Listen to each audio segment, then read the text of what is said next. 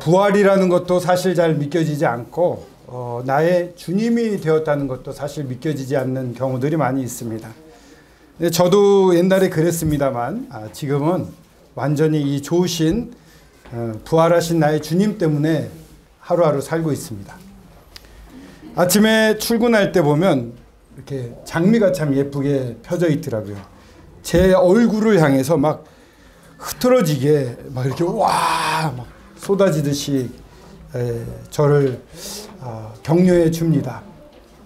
천하 만물이 사실 사람들을 위해서 만들어지신 사실은 아시죠? 창세기에 보면은 천하 만물을 만드실 때 6일째 사람을 만드셨어요. 사람에게 필요한 것을 그 전에 6일 동안 계속 만드신 거죠. 그리고 7일 날은 쉬셨는데 쉬시면서 하나님이 안식하시면서 사람들과 교제를 했습니다. 하여튼 저희들을 위해서 만드시고 저희들을 격려하기 위해서 모든 것을 집중하고 계시는 것 같습니다. 데살로니가 전서를 한번 읽어보시면 좋겠다고 말씀을 드렸었는데 데살로니가 전서 2장 11절에 이와 같은 말씀이 있습니다. 너희도 아는 바와 같이 우리가 너희 각 사람에게 아버지가 자기 자녀에게 하듯 권면하고 위로하고 경계하노니 라는 말씀이 있는데 바울이 그렇게 데살로니카라고 하는 새로운 교회에 갔을 때 그 교회를 돌보면서 했던 모습입니다. 여기서 중요한 건 각 사람에게, 바울은 각 사람에게 한 사람 한 사람에게 권했다는 것입니다. 아버지가 자기 자녀에게 하듯, 무서운 아버지도 있지만 인자한 아버지들 많이 있지 않습니까? 정말 여러 가지를 고려하면서 모든 필요한 것을 다 지원해 주는 마음으로 권면하고 위로하고 경계했다고 합니다. 권면이라는 것은 가까이 가서 말하다 이런 뜻이 있습니다.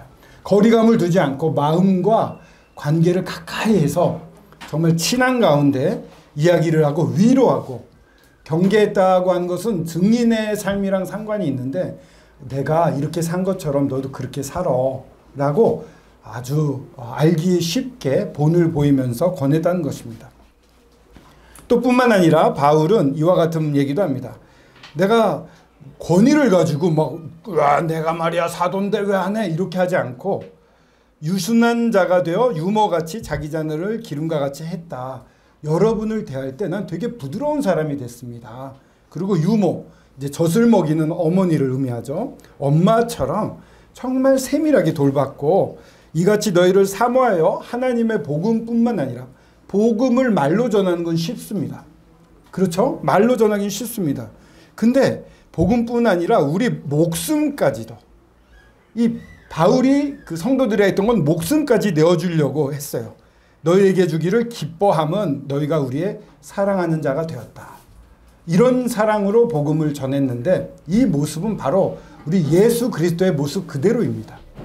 예수님이 정말 이렇게 하셨어요. 이 어버이날에 부모님 사랑합니다. 오래오래 건강하세요. 우리 부모님과 같은 사랑이 저희들에게는 없습니다. 이러한 사랑으로 저희를 돌보시는 것이죠. 근데요, 우리가 종종 오해하는 게 있습니다. 하나님이 뭔가 부족하고 사람이 없으면은 안 되고 사람의 섬김이 있어야지만 되는 뭔가 이렇게 사람에게 마치 뭔가를 이렇게 구걸한다 그럴까? 이렇게 매달리는 집착하는 분으로 이렇게 생각하게 하시는데 그렇지 않습니다. 우주와 그 가운데 있는 만물을 지으신 하나님께서는 우주, 그 가운데 있는 만물을 만드셨다고 하나님을 소개합니다. 천재의 주제이시니 천지 만물이 돌아가는 모든 것의 주인이신 것입니다. 주관하시는 분입니다. 손으로 지은 전에 계시지 아니하시고 또 무엇이 부족한 것처럼 사람의 손으로 섬김을 받으시는 것이 아니다. 부족한 것처럼 섬김을 받으신 분이 아니에요. 이분은 오히려 이는 만민에게 생명과 호흡과 만물을 친히 주시는 이심이라. 아침에 일어나면 심장이 이렇게 뜨고 있습니다. 이거 제가 뛰게 하는 거 아닙니다. 생명.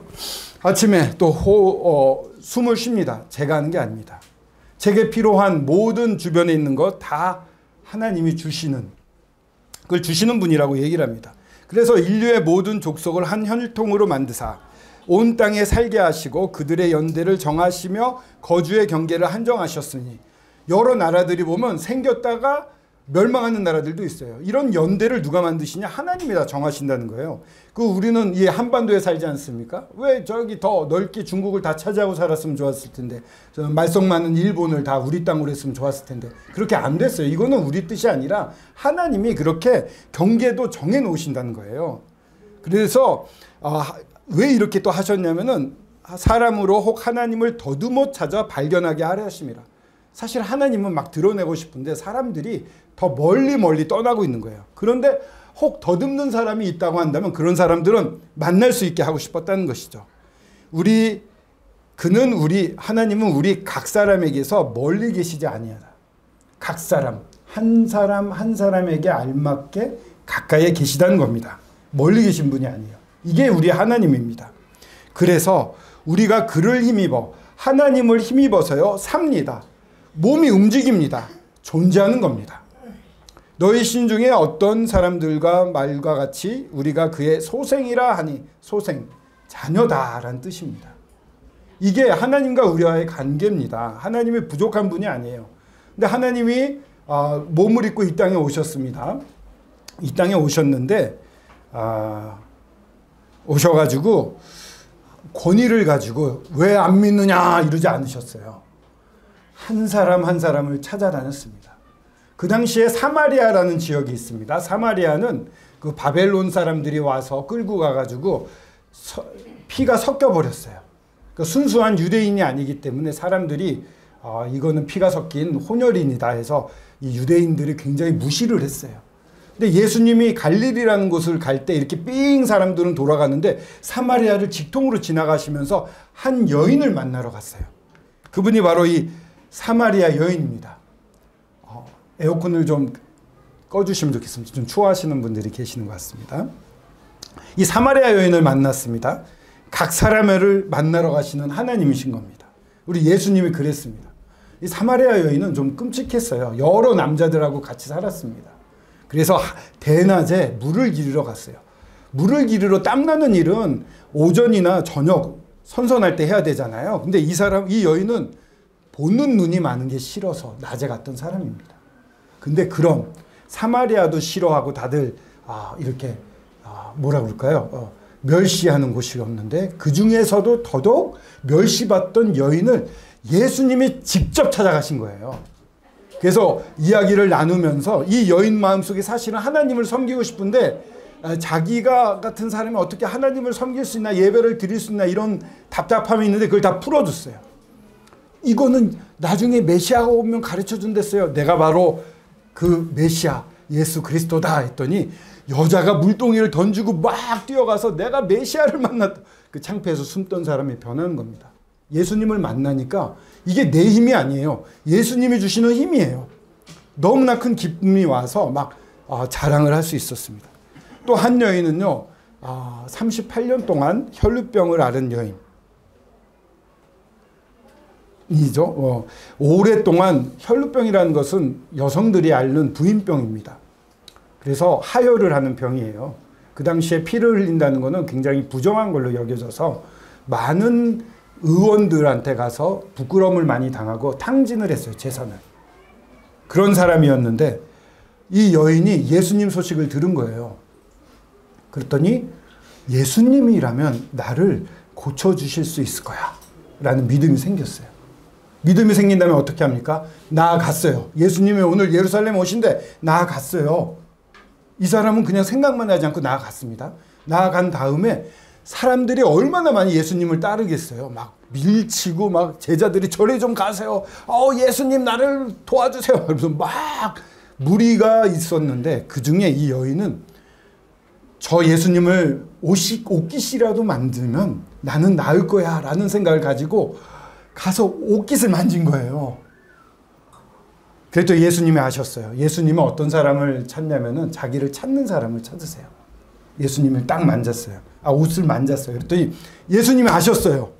그래서 돌아보면서 누가 내 옷을 만졌느냐 이랬더니 베드로가, 그 열심 제자 베드로가, 아니 예수님 이렇게 사람들이 많은데 예수님 옷을 만진 사람이 누구라고 알겠어요. 무슨 소리 하시는 거예요. 막 이렇게 예수님을 나무랐는데 예수님은 아세요. 그 많은 사람 중에 자기를 찾아 나온 사람을. 그래서 기다리십니다. 가지 않고. 그랬더니 여인이 나와서 자기에게 있었던 모든 일을 고백을 합니다. 오랫동안 창피당했던 일, 탕진했던 일, 절망했던 일. 그러나 예수님을 믿고 만졌을 때 내가 고침을 받은 일. 네. 예수님이 말합니다. 여자여, 내 믿음이 너를 구원하였도다. 이제 병에 걸리지 말고 가라. 이렇게 얘기를 합니다. 병에 걸리고 안 걸리고 이 여인이 택할 수 없어요. 하나님이 주관적으로 말씀할 수 있는 겁니다. 회복을 입고 이제 그 병에서 보호해 주겠다라는 약속을 해주셨어요. 찾아 나오는 사람들을 만지신 한 사람의 여러 명이 우우 나오고 막 큰 교회를 주님이 기뻐하는 게 아닙니다. 모든 많은 사람이 모였는데 다 자기 생각만 하고 있으면 예수님 굉장히 섭섭하십니다. 조금 모였지만 지금 이 자리에 뭐 20명 남짓 모였습니다만 이 중에서라도 예수님을 찾는 마음을 갖고 있다면 예수님은 집중하고 보고 계시는 거예요. 너무 행복해 하시면서. 예수님은요, 포기가 없으신 분입니다. 양 한 마리를 잃으면 99마리를 들에 놓고 안전하게 있겠죠. 그 한 마리를 찾아서 찾고 또 찾으시는 분입니다. 이런 마음으로 예수님이 우리를 찾고 있어요. 다시 한번 보면은 유순한 자같이 유모가 자기 자녀를 기름과 같이 하였으니 우리가 이같이 너희를 사모하여 하나님의 복음뿐 아니라 우리의 목숨까지도 너희에게 주기를 기뻐함은 너희가 우리의 사랑하는 자다. 참 이게 예수님의 마음입니다. 목숨까지 주고자 하셨던. 미국에서 어느 소방대원이 동료들을 구하고 또 여러 사람을 구하고 순직을 했습니다. 그래서 이 성조기에 쌓여있는 게 그의 관입니다. 이렇게 놀랍게 나무 위에 죽는다는 것은 쉽지가 않아요. 근데 실제로 이 땅에도 많이들 있습니다. 참 아름다운 모습이죠. 마음이 숭고해집니다. 십자가를 생각해 보면 이 십자가는요, 로마인들이 만들어낸 끔찍한 형벌 중에 하나예요. 사형을 취하는데 사형을 집행할 때 그냥 편하게 죽이면 복을 베푸는 거라고 했어요. 이게 이제 해부도를 누가 그려놨는데 좀 끔찍하죠. 빨리 넘어가야 될 것 같죠. 손에 여기를 박는데 여기 뼈가 이렇게 디귿자로 있어서 여기에다가 못을 박으면 건강한 성인이라도 이렇게 못 박아 놓으면 매달려 있다고 합니다. 이게 찢어지지가 않는데요. 그리고 이곳을 통해서 여기 무슨 의학 명칭이 있었는데 모든 신경이 여기를 통해서 손에 가기 때문에 여기를 박으면 가장 극심한 고통을 얻는다고 합니다. 발도 마찬가지입니다. 왜 이랬을까? 제가 제일 궁금했던 거는 예수님이 왜 이런 고난을 당하셔야 됐습니까? 라고 예수님에 대해서 잘 모를 때 너무나 답답했어요. 그러면서 왜 그러셨어요? 왜 그러셨어요? 했을 때 이런 말씀을 보여주셨습니다. 그가 찔림은 너희의 허물 때문이요 그가 상함은 우리의 죄악 때문이라. 그가 징계를 받음으로 우리는 평화를 누리고 그가 채찍에 맞음으로 우리는 나음을 받았도다. 나 때문, 우리라고 되어 있는데 나 때문인 거예요. 그가 찔린 건 나의 허물 때문이고 그가 상한 거는 나의 죄악 때문이고 그가 징계를 받으니까 내가 평화를 누리고 그가 채찍에 맞으니까 내가 나음을 입었다는 거예요. 너무 신비로웠어요. 두 형제라고 우리 전도 출판사에서 나온 만화로 된 전도 책자가 있습니다. 그 책자의 내용이 이런 겁니다. 형과 동생이 있었어요. 동생이 어느 날 밤에 후다닥 집으로 들어왔는데 형이 보니까 동생 와이셔츠에 피가 잔뜩 묻어 있는 거예요. 어떻게 된 거야? 이랬더니 막 떨면서 형 내가 잘못해서 사람을 죽였어. 나 어떡해? 형이 동생의 와이셔츠를 입고 경찰서에 나갑니다. 그래서 내가 그 사람을 죽였습니다. 그래서 재판을 받고 수감되고 교수형에 처해졌습니다.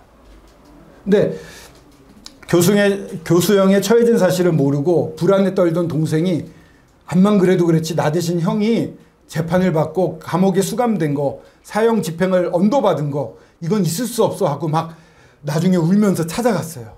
재판소에 가서 사실은 제가 죽였어요 막 이렇게 외쳤어요. 그때 재판부에서 논의를 한 다음에 이 죄에 대해서 이미 한 사람이 죽었기 때문에 더 이상 이 죄를 묻지 않습니다 라는 판결이 나왔습니다. 대신 죽는다는 것은 이런 뜻이 있습니다. 예수님이 대신 죽는 것은 내가 나의 죄 때문에 십자가에 달리는, 바꿔 말하면 심판을 받아야 되는, 영원한 심판을 받아야 되는 것을 대신해서 죽어주신 겁니다. 그러니까 세상 법정도 그렇고 하늘 법정도 그렇고 예수님이 나를 대신해서 돌아가셨기 때문에 더 이상 자네는, 황웅재는 십자가에 달리거나 심판을 당하지 않아도 됩니다 라고 선포가 일어난 것입니다. 이게 저희들이 아는 예수 그리스도의 놀라운 저희를 향하신 죄사함의 복음입니다. 죄를 사하해 주셨어요. 사실 이 사실이 나랑 무슨 상관, 예수님 각 사람에게 오신 분이에요. 여러분 한 분 한 분에게 지금 말하고 있는 거예요. 제가 여러분들을 놓고 말하지만 한 분 한 분에게 말하고 있는 것입니다. 근데 생각해 보십시오. 예수님이 이렇게 죽임을 당했습니다. 죽임을 당하고 여기 오른쪽에 보면 울부짖는 여인들이 있죠. 실신한 여인도 있습니다. 어쩌면 이 예수 그리스도의 모친 되는 마리아일 수도 있고, 많은 여인들이 놀라고 다들 너무나 한탄에 빠졌습니다. 죄 용서함은 받았는데 예수 그리스도가 죽은 상태로 계시다면 내 마음이 어떻겠어요? 어때요? 보십시오. 2016년에 초인종 의인이라는 마포구에서 있었던 일인데, 하나의 이 원룸 맨션에, 원룸 호텔 같은데, 원룸 4층짜리 건물인가, 거기에 불이 났습니다. 이 안치환이라는 사람이었는데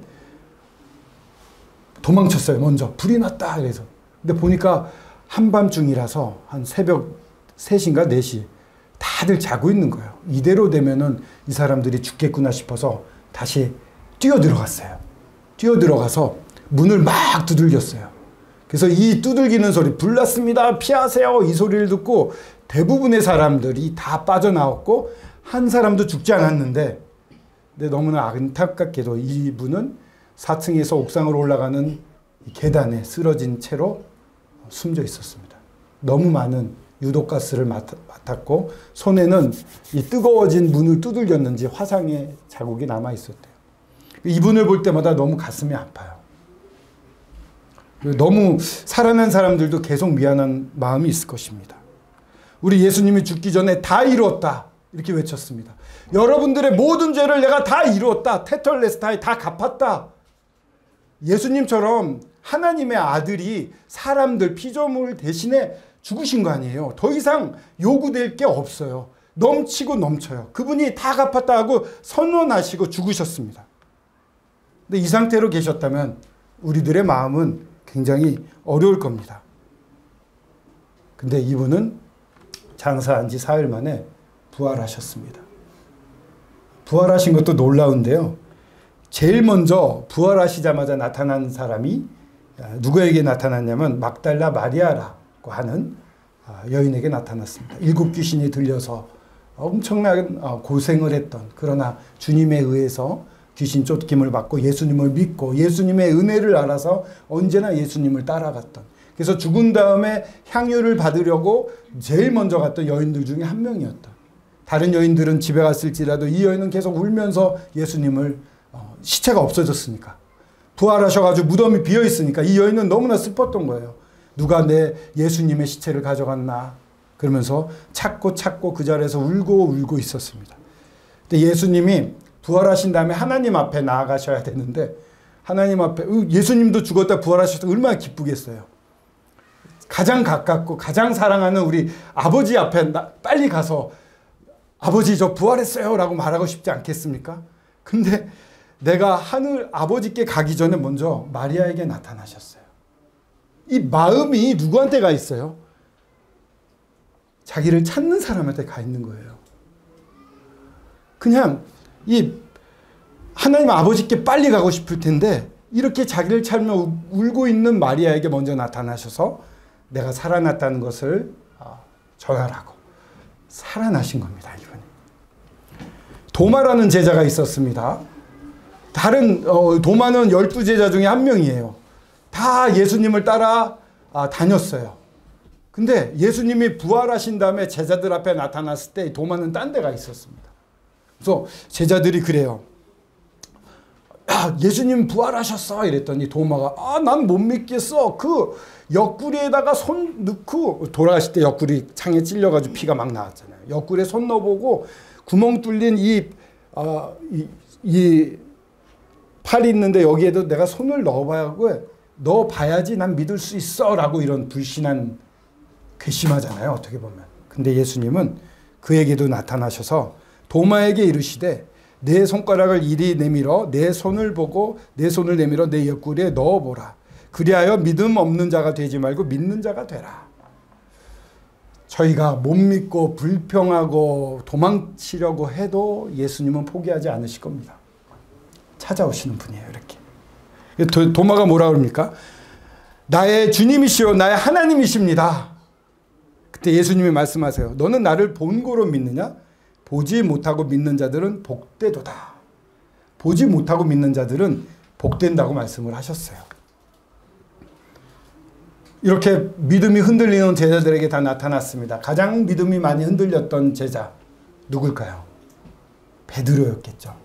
베드로는 예수님이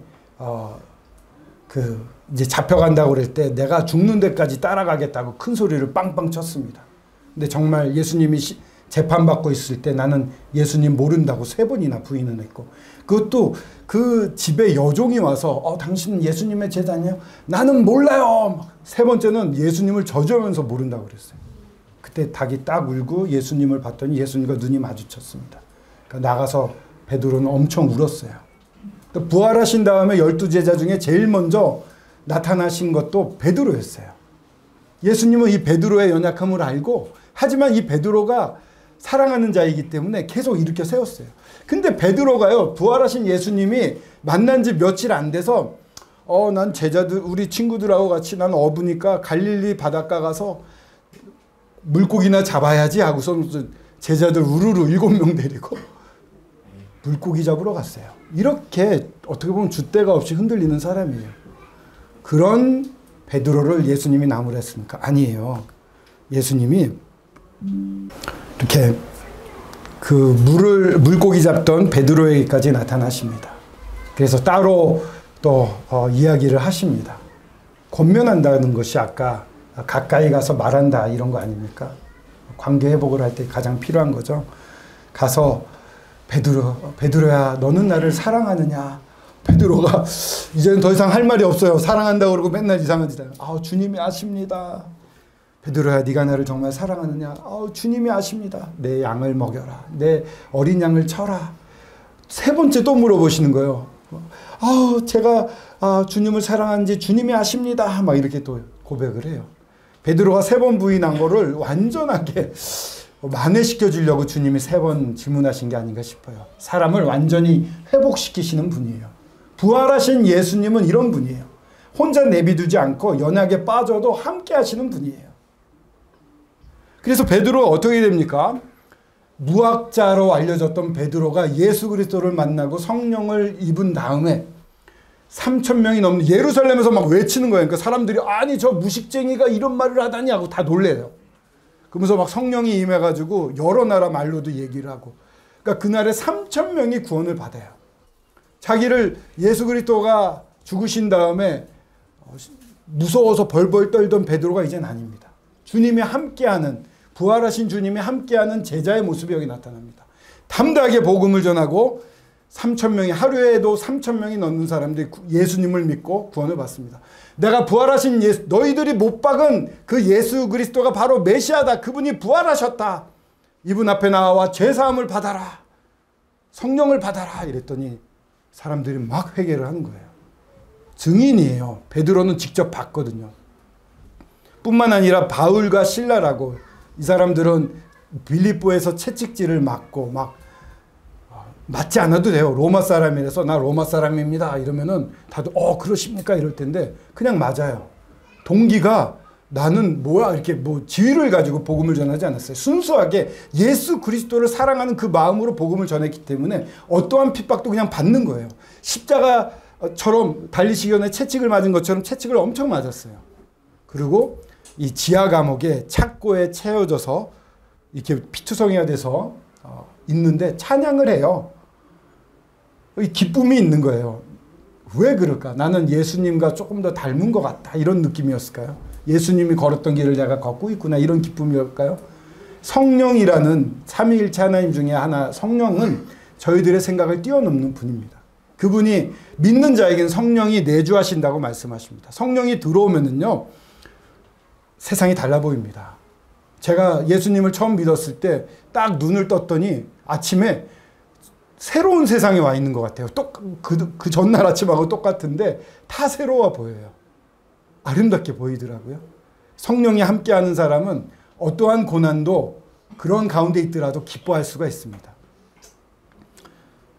왜 예수님이 부활하셨다는 사실을 우리가 알 수 있습니까? 몇 사람 성경에 쓰여 있어서 많은 사람들이 예수님으로 말미암아 죽어갑니다. 이 죽음으로 예수님의 부활이 입증이 된 그런 신앙입니다. 잘 아시죠? 로마 시대 때 유대인들이 예수님을 믿는 그리스도인들을 로마 황제와 로마 시민들이 핍박을 합니다. 여기 보시면은 뒤에 이렇게 횃불 같은 게 있지 않습니까? 사람을 산채로 십자가에 못 박아 불에 태워 죽이거나 아니면 굶주린 맹수 앞에서 이 그리스도인들이 먹이가 되는 것을 이 콜로세움이라는 곳에서 즐겼습니다. 얼마나 사람이 잔악한지 모릅니다. 정말 무섭습니다, 사람은. 근데 그런 가운데 이 여인들이나 어린아이들이 그 죽어가는 모습을 보면서 놀란 거예요. 왜냐하면 그 당시에 여인이나 어린아이들은 사람 축에도 사실 안 껴가지고 뭐 성경을 보더라도 뭐 오병이에 뭐 5,000명이 먹었다 이러면 남자만 5,000명이고 여자는 안 세웠거든요.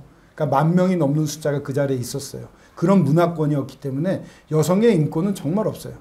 지금 뭐 페미니즘 이래서 여성 인권 막 이러는데 사실 그 당시에 진정한 여성 인권을 아까 예수님이 사마리아 여인이라든가 혈병 앓는 여인을 만났듯이 이미 그 시대에 그리스도인들에게는 확고하게 자리 잡아 있었어요. 왜 그런 줄 아십니까?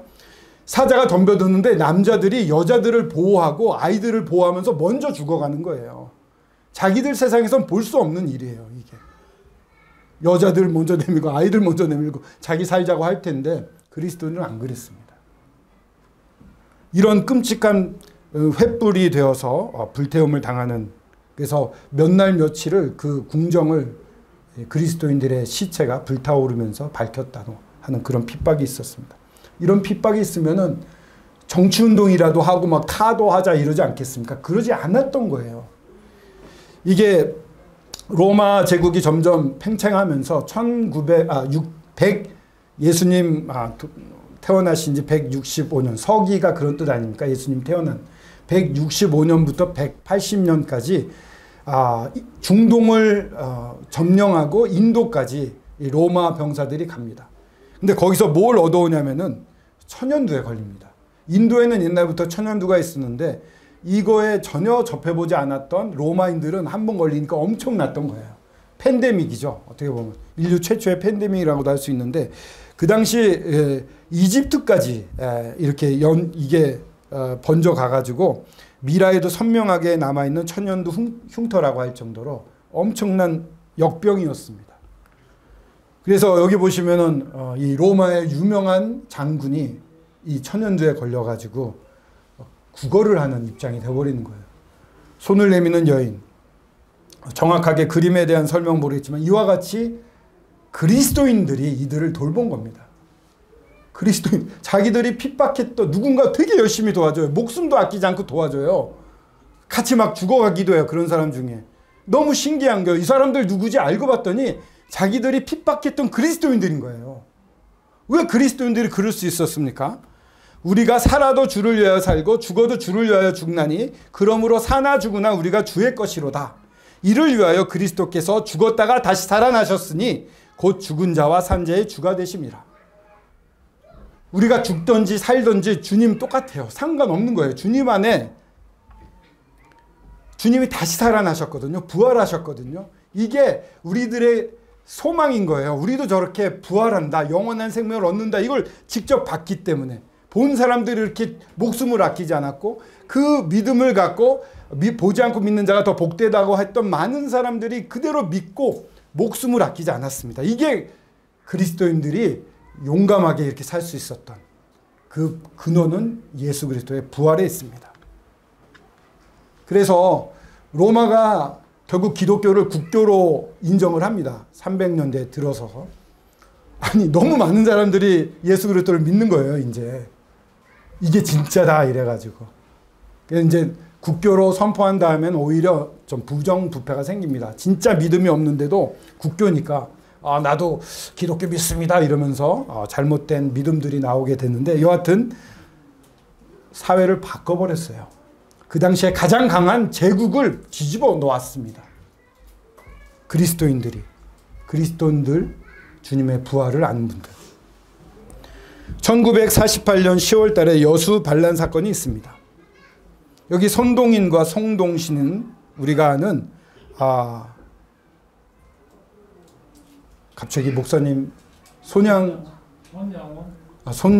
목사님의 큰아들과 둘째 아들입니다. 여순 사건이 일어나면서 좌익 청년이 와서 이 학교에서 기독교 활동을 하고 있었던 이 두 아들을 죽입니다. 너무 끔찍하죠. 순교합니다. 예수님 부인하면 살 수 있는데 부인하지 않아요. 그대로 순교를 합니다. 이게 우리나라 벌써 한 6, 70년 전에 있었던 일인 거예요.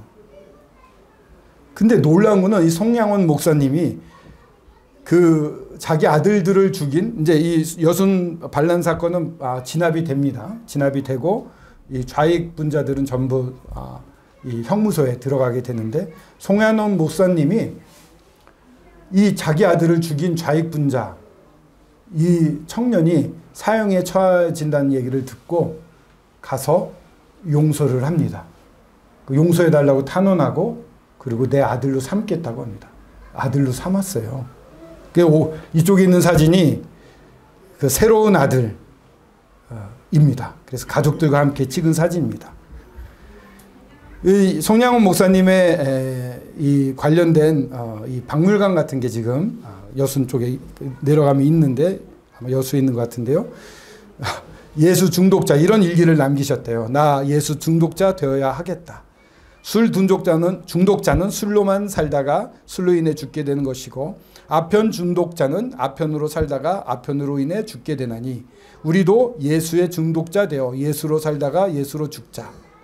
우리의 전 생활과 생명을 주님 위에 살면 주같이 부활된다. 주의 종인이 주만 위에 일하는 자 되고 내 일 되지 않게 하자. 기념관에 가면 이런 모습이 있습니다. 그 좌익 청년을 껴안는 모습일까요? 아니면 천국에서 먼저 순교한 자식들을 껴안는 모습일까요? 우리 예수님도 이와 같이 저희들을 찾고 이 땅에서 이런 아들로서 딸로서 관계를 맺고, 그리고 이 땅을 부활하신 주님의 능력으로 살다가 하늘에 올라갔을 때 이 놀라우신 주님을 꽉 안는 그런 저희들을 기다리고 계십니다.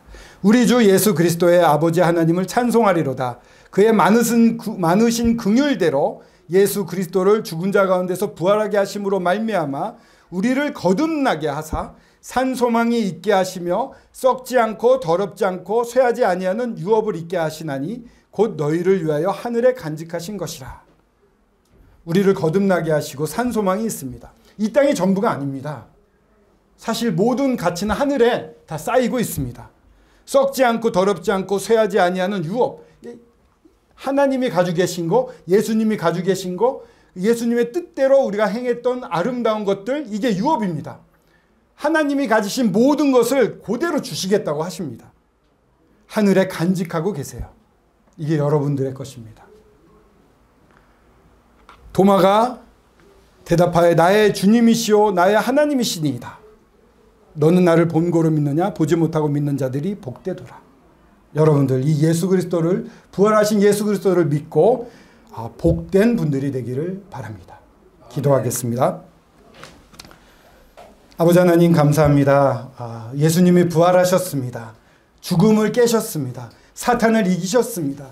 더 이상 두려울 게 없습니다. 주님 안에 있는 것이 얼마나 큰 행복인지, 복된 자인지를 보았습니다. 감사합니다. 이곳에 모인 모든 분들이 예수 그리스도를 믿고 이 놀라운 부활의 능력, 이 평안과 기쁨을 맛보고 또 하늘을 바라보고 하늘에서 꽉 껴안아 주실 예수님을 만날 수 있게 되기를 간절히 원합니다. 주님께서 이루어주실 것을 믿고 주님 손에 의탁드려오며 주 예수 그리스도의 이름으로 기도드렸습니다. 아멘.